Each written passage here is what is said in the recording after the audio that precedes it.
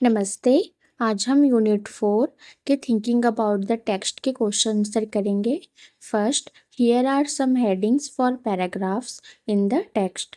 Right the numbers of paragraphs for each title against the heading. The first one is done for you. यहाँ पाठ के पैराग्राफों के लिए कुछ शीर्षक दिए गए हैं। हर शीर्षक के सामने उस पैराग्राफ का नंबर लिखें। तो यहाँ आपको पैराग्राफ का नंबर लिखना है जिससे वह शीर्षक जुड़ा है। पहला उदाहरण आपके लिए किया गया है। ओके। First, Einstein's equation. तो आइंस्टीन का समीकरण कौन से पैराग्राफ में? 9। Second, Einstein meets his future wife. Einstein अपनी होने वाली पत्नी से मिलते हैं तो क्या आएगा? 7। Third, the making of a violinist. एक वायलिन वादक का बनना तो क्या आएगा? 3rd। Fourth, Mileva and Einstein mother, यानी कि मिलेवा और आइंस्टीन की माँ तो क्या आएगा? 10th। Fifth, a letter that launched the arms race. एक पत्र जिसने हथियारों की होड़ शुरू कर दी तो क्या आएगा? 15। 6, अ desk drawer full of ideas. विचारों से भरी एक डेस्क की दराज तो क्या आएगा? 8। 7, मैरिज एंड डिवोर्स। शादी और तलाक तो क्या आएगा? 11। Okay. Second, who had this opinions about Einstein. Einstein के बारे में ये राय किसकी थी ये आपको बताना है। फर्स्ट क्या है? He was boring. वह बोरिंग था। ये राय किसकी थी? हिज क्लासमेट्स, यानी कि उसके सहपाठी, यानी कि साथ पढ़ने वाले। Second, he was stupid and would never succeed in life. वह बेवकूफ था और जिंदगी में कभी कामयाब नहीं होगा। यह राय किसकी थी? हिज हेडमास्टर, यानी कि उसके प्रिंसिपल या क्या कह सकते हैं, प्रधान अध्यापक। Third, he was a freak. वह एक अजीब इंसान था। यह बात किसने कही थी? ये राय किसकी थी? हिज मदर, यानी कि उसकी माँ। Third, explain what the reason for the following are. बताइए कि नीचे दी गई बातों की क्या वजहें थी। First, Einstein living the school in Munich for good. Einstein का म्यूनिक में स्कूल हमेशा के लिए छोड़ देना। तो आपको क्या बताना है? इसके रीजन बताने। तो answer, Einstein left the school in Munich for good because he dislike the school's regimentation and often had arguments with his school teachers.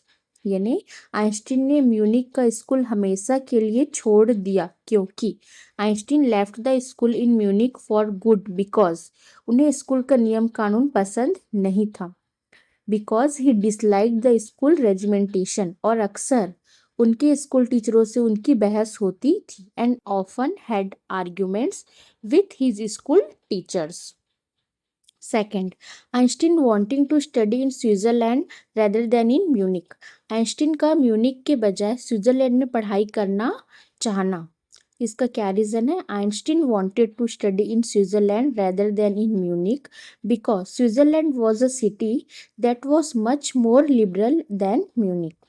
Einstein Munich के बजाय स्विट्जरलैंड में पढ़ना चाहते थे क्योंकि Einstein wanted to study in Switzerland rather than in Munich because Switzerland Munich से कहीं ज़्यादा लिबरल शहर था। Because Switzerland was a city that was much more liberal than Munich. Third, Einstein Singh in Mileva and ally. Einstein का Mileva को अपना हमदर्द समझना। तो Einstein saw an ally in Mileva because just like him she too was against Palestine is why the people in Einstein's family and at the university with whom he was constantly at odds. Einstein को Mileva में एक साथी दिखा क्योंकि उनकी तरह ही वह भी फिलिस्तीनियों के खिलाफ थी। यानी आइंस्टीन के परिवार और यूनिवर्सिटी के वे लोग जिनसे उनकी हमेशा अनबन रहती थी। Fourth, what do this tell you about Einstein. ये बातें आपको आइंस्टीन के बारे में क्या बताती हैं? The about things tell us that Einstein was a very liberal person who liked freedom. He was a person who had his own views about life. ऊपर बताई गई बातें हमें बताती है कि आइंस्टीन एक बहुत ही उदार व्यक्ति थे। The about things tell us that Einstein was a very liberal person, जिन्हें आज़ादी पसंद थी। हु लाइक्ड फ्रीडम, वह एक ऐसे व्यक्ति थे जिनके जीवन के बारे में अपने खुद के विचार थे। ही was a person who had his own views about life. Fourth, what did Einstein call his desk drawer at the patent office? Why? Einstein patent office में अपने डेस्क की दराज को क्या कहते थे और क्यों? Answer, Einstein jokingly called his desk drawer the Bureau of Theoretical Physics. Although he worked at a patent office, he secretly used this drawer to develop his own scientific ideas. It shows his creativity and dedication to physics. Einstein मजाक में अपने desk की दराज को सैद्धांतिक भौतिकी का bureau कहते थे। Einstein jokingly called his desk drawer the bureau of theoretical physics. हालांकि वे एक पेटेंट ऑफिस में काम करते थे, although he worked at a patent office, लेकिन वे चुपके से इस दराज का इस्तेमाल अपने वैज्ञानिक विचारों को विकसित करने के लिए करते थे। He secretly used this drawer to develop his own scientific ideas. यह भौतिकी के प्रति उनकी रचनात्मकता और समर्पण को दर्शाता है। It shows his creativity and dedication to physics. Fifth, why did Einstein write a letter to Franklin Roosevelt? Einstein ने फ्रैंकलिन रूजवेल्ट को खत क्यों लिखा था? Answer, Einstein wrote a letter to President Franklin D. Roosevelt to warn him that Germany might develop an atomic bomb. He feared its dangerous effects and wanted the US to be prepared. This letter led to the development of atomic weapons. Einstein ने राष्ट्रपति Franklin D Roosevelt को एक पत्र लिखकर चेतावनी दी थी। Einstein wrote a letter to President Franklin D. Roosevelt to warn him कि Germany शायद एक परमाणु बम बना सकता है। That Germany might develop an atomic bomb. उन्हें इसके खतरनाक प्रभावों का डर था। He feared its dangerous effect. और वे चाहते थे कि अमेरिका इसके लिए तैयार रहे। And wanted the US to be prepared. बाद में इसी पत्र के कारण परमाणु हथियारों का विकास हुआ। This letter led to the development of atomic weapons. 6. How did Einstein react to the bombing of Hiroshima and Nagasaki? Hiroshima और नागासाकी पर बमबारी होने पर आइंस्टीन ने कैसी प्रतिक्रिया दी? Answer, Einstein was deeply shocked by the destruction of atomic bombings of Hiroshima and Nagasaki. He felt regret and strongly opposed the use of nuclear weapons. After this, he worked for peace and appealed to the world to avoid such destruction. Einstein Hiroshima और Nagasaki पर हुए परमाणु बम हमलों से हुई तबाही से बहुत ज़्यादा दुखी हुए थे।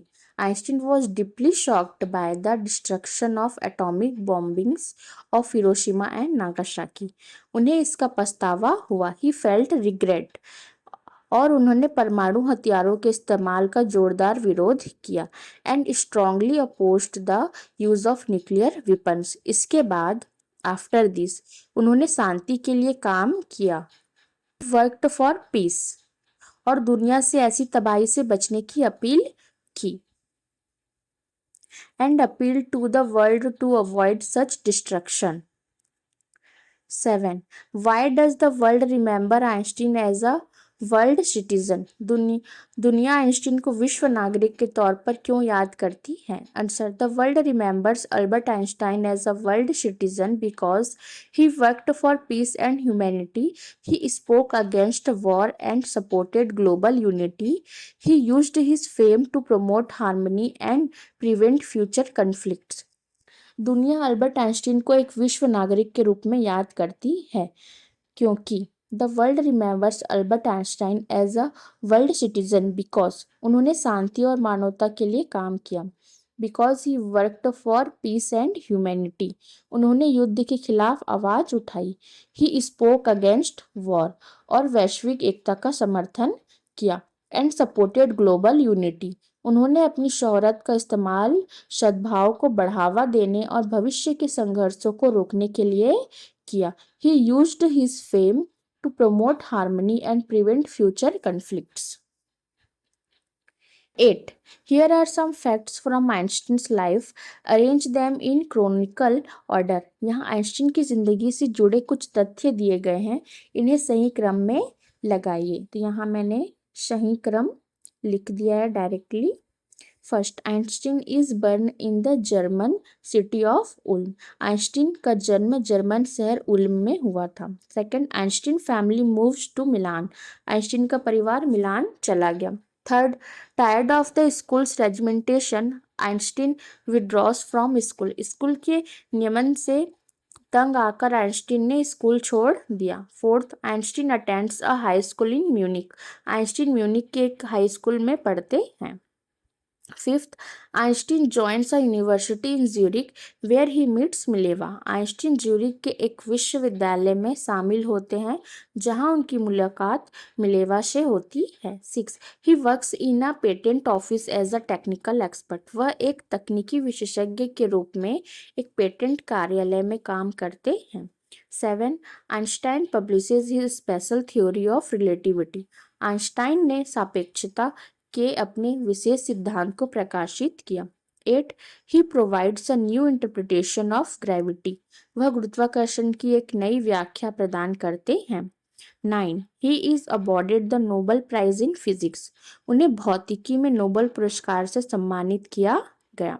10th, when Hitler comes to power, Einstein leaves Germany for the United State. जब हिटलर सत्ता में आता है तो आइंस्टीन जर्मनी छोड़कर संयुक्त राज्य अमेरिका चले जाते हैं। 11, Einstein writes a letter to US president Franklin D Roosevelt and warns against Germany's building of an atomic bomb. Einstein America के राष्ट्रपति फ्रैंकलिन डी रूजवेल्ट को एक पत्र लिखते हैं और जर्मनी द्वारा परमाणु बम बनाए जाने के प्रति आगाह करते हैं। 12, आइंस्टीन डाइज। आइंस्टीन का निधन हो जाता है। ओके।